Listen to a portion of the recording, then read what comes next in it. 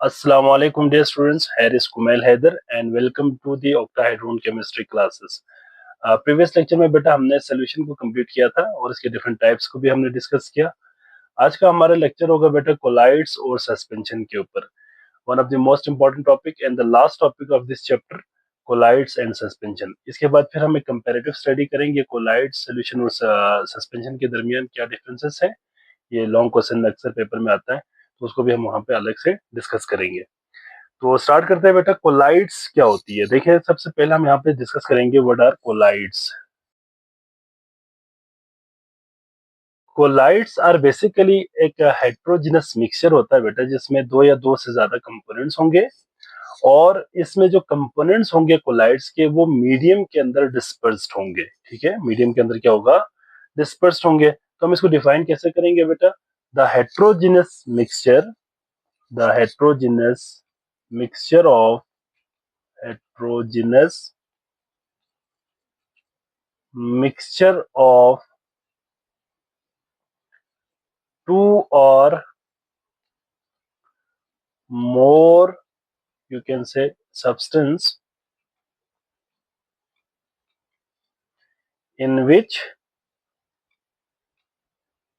the components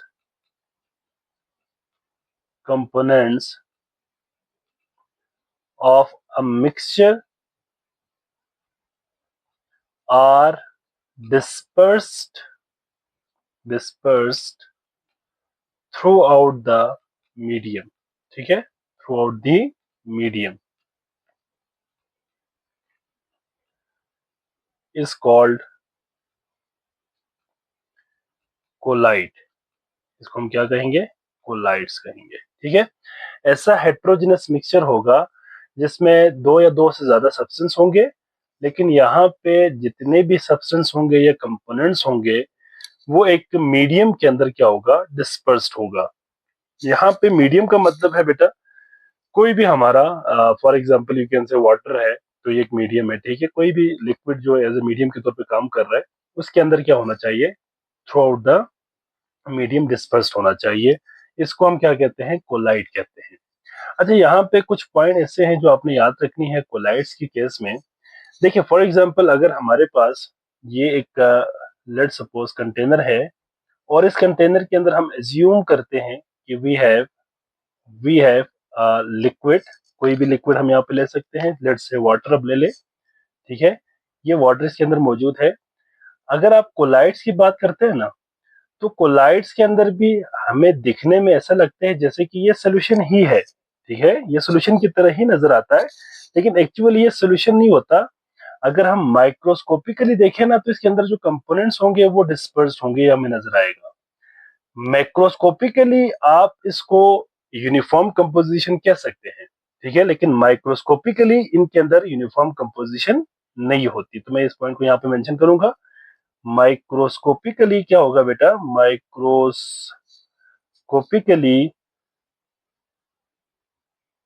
not a uniform composition, इसकी नहीं होती।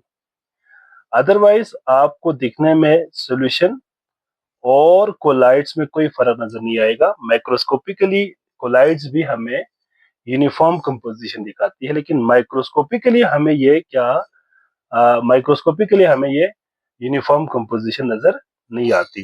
तो यहाँ पे दो तीन हम कैरेक्टरिस्टिक में ये पॉइंट्स हम लिखेंगे। ठीक है, और यहाँ पे ताकि आप इसको अच्छे से अंडरस्टैंड कर सके कि इस कोलाइड और सोल्यूशन के दरमियान मेन क्या क्या डिफरेंसेस होंगे। ठीक है, अच्छा इसमें एक और पॉइंट भी आपने याद रखनी है बेटे कि जो कोलाइड्स है ना, इसमें पार्टिकल साइज जो है, ये जो पार्टिकल साइज है ये सोल्यूशन से बड़ा होता है, लेकिन फिर भी हमें आम आंखों से नजर नहीं आता, इतना बड़ा नहीं होता। तो आप इसमें एक और पॉइंट भी यहाँ पे ऐड कर सकते हैं। क्या ऐड कर सकते हैं बेटा कि the particle size particle size of colloids, ठीक है बेटा, is larger than the particle particle size of solution however they are not big enough big enough to be seen with naked eye with naked eye। ठीक है, हमें आम आंखों से नजर तो नहीं आती बेटा, लेकिन ये पार्टिकल साइज जो है ये जो सोल्यूशन है उनसे पार्टिकल साइज बड़ा होता है कोलाइड्स की, लेकिन ये इतना बड़ा भी नहीं होता कि हमें आम आंखों से नजर आए। ठीक है, ये पॉइंट भी आपने कोलाइड्स के केस में याद रखनी है। इसके बाद हम यहाँ पे डिस्कस करेंगे what are the characteristics of a colloids. ठीक है,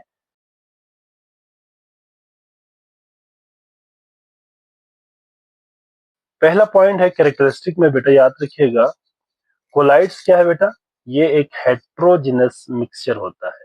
हेट्रोजिनस मिक्सचर होता है। ठीक है, ये आपने याद रखनी है, ये हेट्रोजिनस मिक्सचर होता है, होमोजिनस मिक्सचर नहीं होता।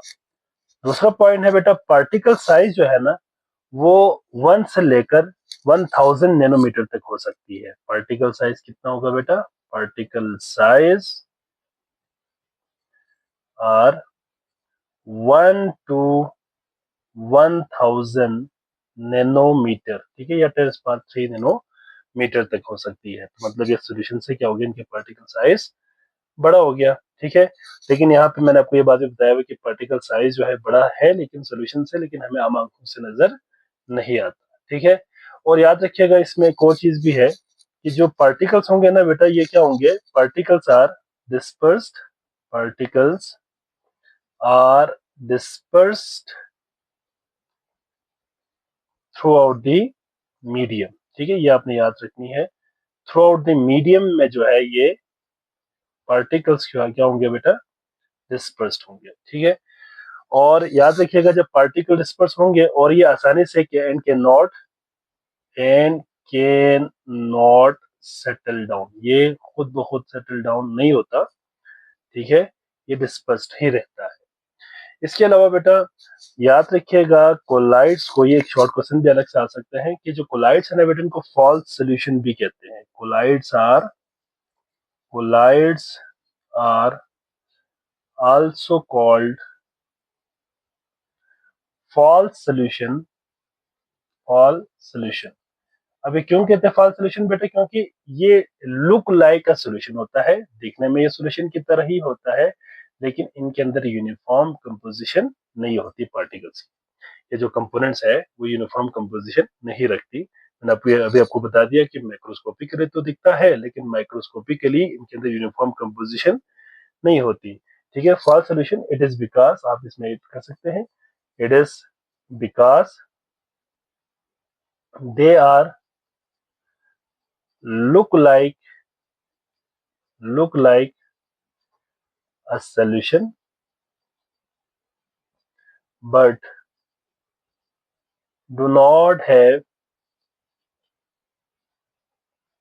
Uniform composition. इसके अंदर यूनिफॉर्म कंपोजिशन नहीं होती, इसलिए याद रखिएगा बेटा, यूनिफॉर्म कंपोजिशन नहीं होने की वजह से इनको हम फॉल्स सोल्यूशन कहते हैं, लेकिन ओवरऑल जाहिरी जो अपीयरेंस है वो सोल्यूशन की तरह ही नजर आता है। ठीक है, कोलाइड्स के पार्टिकल इतना बड़ा होता है कि ये लाइट को क्या कर सकता है, स्कैटर कर सकता है।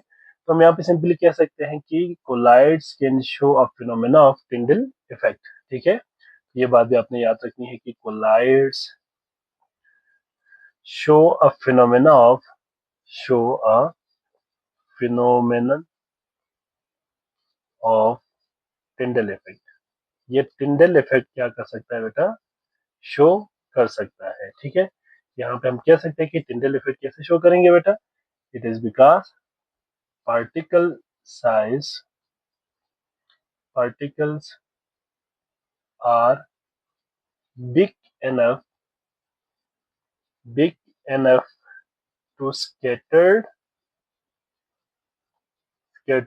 a beam of light। ठीक है, beam of light, इसी फिनोमेना को हम क्या कहते हैं, टिंडल इफेक्ट कहते हैं। मिसाल के तौर पर ना बेटा ये देखिए, फॉर एग्जांपल ये हमारे पास एक कोलाइड है इसके अंदर, ठीक है, और ये जो कोलाइड्स है इसके पार्टिकल साइज इतना बड़ा होता है कि ये लाइट को क्या कर सकता है, स्कैटर्ड कर सकता है, जबकि हमने कहा था कि सोल्यूशन के जो पार्टिकल्स है वो लाइट को स्कैटर्ड नहीं कर सकता, बीम ऑफ लाइट को स्कैटर्ड नहीं कर सकता। फॉर एग्जाम्पल ये हमारे पास एक लाइट सोर्स है, ठीक है, और यहाँ से for example beam of light आ रही है, और ये जो बीम ऑफ लाइट जब गुजरेगी ना बेटा इससे, कोलाइड से, ठीक है, तो ये क्या हो जाएगा, फॉर एग्जाम्पल मैं समझाने के लिए कर रहा हूँ कि ये लाइट आ रही है यहाँ से, ठीक है, ये लाइट यहाँ से आ रही है फॉर एग्जाम्पल इस तरह से, तो ये जो लाइट है ये क्या हो जाएंगे, स्कैटर्ड हो जाएंगे, ये काफी फैल जाएगा इस तरह से, यू कैन से स्कैटरिंग कर लेगा, ठीक है, इसको हम कहते हैं स्कैटर्ड, स्कैटर्ड, ठीक है। तो लाइट की स्कैटरिंग होता है, इसी फिनोमेना को हम क्या कहते हैं, टिंडल इफेक्ट कहते हैं, ठीक है। तो ये आपने याद रखनी है कुछ पॉइंट्स जो कि कोलाइड से रिलेटेड था, ठीक है बेटा। तो इसका एक स्क्रीनशॉट ले ले। एग्जाम्पल ऑफ कोलाइड से बेटा इसमें, what are the examples of colloid, ठीक है, कुछ कोलाइड्स की एग्जाम्पल आप लोगों ने याद रखनी है, ताकि आपको पेपर में अगर आपने डिफरेंस लिखनी हो तो आपको कोलाइड्स, सॉल्यूशन और सस्पेंशन तीनों के एग्जाम्पल्स आपके सामने होना चाहिए, आपको पता होना चाहिए, ताकि आप उसको लिख सके, ठीक है। इसमें बेटा एक तो आपके पास एग्जाम्पल है मिल्क, ठीक है, मिल्क क्या है बेटा, इज अ कोलाइड, ठीक है। इसी तरह से जेली है, आपने देखा होगा, ठीक है। सिमिलरली वी हैव ब्लड, ठीक है, और इसी तरह से बेटा ये जो भी मैं अभी लिख रहा हूँ, ठीक है, इंक, ये भी क्या है, ये भी कोलाइड है, ठीक है। इसी तरह से आपके पास जो यू कैन से सोप सोल्यूशन है, सोप का जो सोल्यूशन होता है, it is also a colloid, ठीक है, ये भी कोलाइड होता है, वगैरह वगैरह बहुत सारे और भी एग्जांपल इसके अंदर हो सकती है। तो दीज आर एग्जांपल्स ऑफ क्या है बेटा, कोलाइड्स। इसके बाद अगला जो हमारा टॉपिक इसमें शुरू हो जाएगा, that is known as suspension. Suspension ऐसा हेट्रोजेनस मिक्सचर होता है बेटा जिसमें जो सॉलिड पार्टिकल्स होता है ये सेपरेट आउट होता है थ्रू आउट द मीडियम, ये थ्रू आउट द लिक्विड होता है, लेकिन शर्त है यहाँ पे लिक्विड के अंदर ये डिसॉल्व नहीं होंगे, ठीक है, विदाउट डिसॉल्व, ठीक है। तो हम कह सकते हैं कि it is a heterogeneous mixture in which solid particles are separate throughout the liquid without dissolving in it, ठीक है। तो हम यहाँ पे लिख सकते हैं कि बेटा it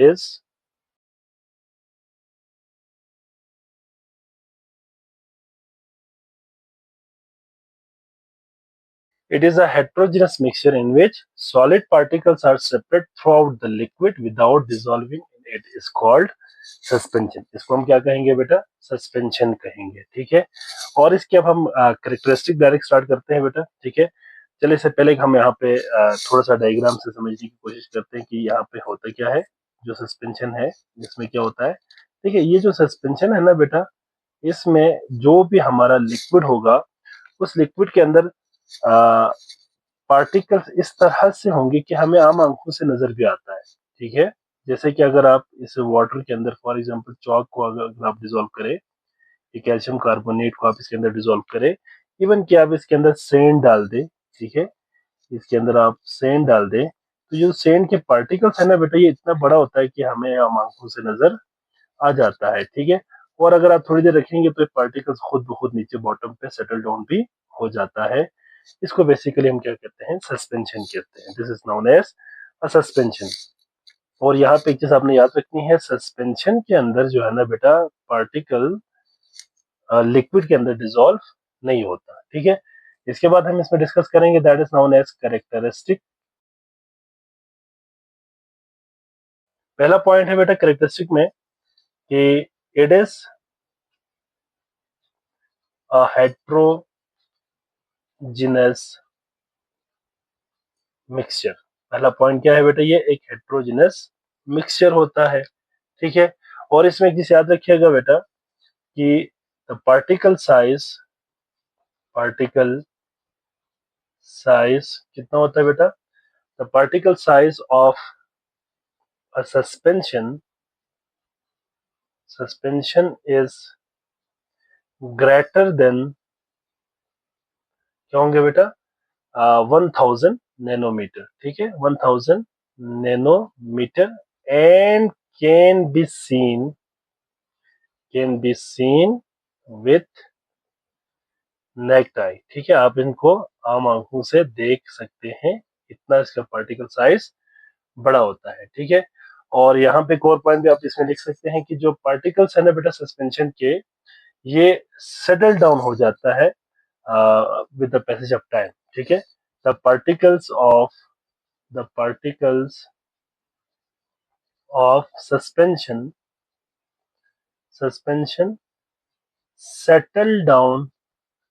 settle down with the passage of, क्या है बेटा, with the passage of time, ठीक है, टाइम के साथ साथ ये क्या हो जाता है, बॉटम पे आसानी से सेटल डाउन भी हो जाता है, ठीक है। यहाँ पे एक और पॉइंट भी आप लिख सकते हैं कि बेटा suspension show a phenomena of suspension show a phenomena of Tyndall effect, phenomenon of, क्या है, टिंडल इफेक्ट। ये टिंडल इफेक्ट क्या कर सकता है बेटा, शो कर सकता है, ठीक है। तो ऑब्वियस है कि पार्टिकल साइज इतना बड़ा होता है कि ये बहुत ज्यादा लाइट को स्कैटर कर देता है, ठीक है, लाइट की स्कैटरिंग बहुत ज्यादा हो जाती है क्योंकि इनके पार्टिकल साइज बहुत ज्यादा लार्ज इनफ होता है, ठीक है, बहुत बड़ा होता है। इसलिए बहुत बड़े से मुराद ये है कि ये यू कैन से हमें आम आंखों से नजर आ जाता है। तो लाइट के पार्टिकल्स को ये क्या कर सकता है बासानी, इन लाइट के पार्टिकल्स को, सॉरी, लाइट के जो बीम्स है उसको क्या कर सकता है, आसानी से ये स्कैटर्ड कर सकता है। ये बात आपने याद रखनी है। फॉर एग्जाम्पल ये लाइट सोर्स है हमारा, ठीक है, और यहाँ से फॉर एग्जाम्पल लाइट आ रही है, तो ये जो लाइट है जब इससे गुजरेगी ना बेटा, तो फिर ये क्या करेंगे, लाइट को बहुत ज्यादा स्कैटर्ड कर देगा, इस तरह से बहुत ज्यादा स्कैटरिंग हो जाएगी लाइट की। तो ये जो स्कैटरिंग है लाइट का, लाइट बीम की स्कैटरिंग है, this is known as Tyndall effect, ठीक है। इसके बाद इसमें आता है बेटा examples, what are the examples of, you can say, suspension, ठीक है। तो सस्पेंशन के अगर हम एग्जांपल्स यहाँ पे कोट करें ना बेटा, तो एक तो आपने देखा होगा पेंट्स, ठीक है, जो पेंट है these are basically suspension paints, ठीक है। इसके अलावा अगर हम देखें चौक इन वाटर, ये भी क्या है बेटा, सस्पेंशन है। इसी तरह से बेटा आपने नाम सुना होगा milk of magnesia. It is basically क्या होता है बेटा, मैग्नीशियम हाइड्रोक्साइड का सोल्यूशन होता है, OH होल ट्वाइस। ये बेसिकली इसको हम ऐसे कह सकते हैं कि मैग्नीशियम ऑक्साइड प्लस वाटर, ठीक है, इसको हम कहते हैं मिल्क ऑफ मैग्नीशिया। ये एंड एसिड के तौर पे इस्तेमाल होता है to remove the acidity of the stomach, ठीक है। तो ये आपने याद रखनी है बेटा, these are the examples of, क्या है, सस्पेंशन। तो आई होप सो बेटा अब तमाम बच्चों को समझ आ गए होंगे। इसका एक स्क्रीनशॉट भी ले ले।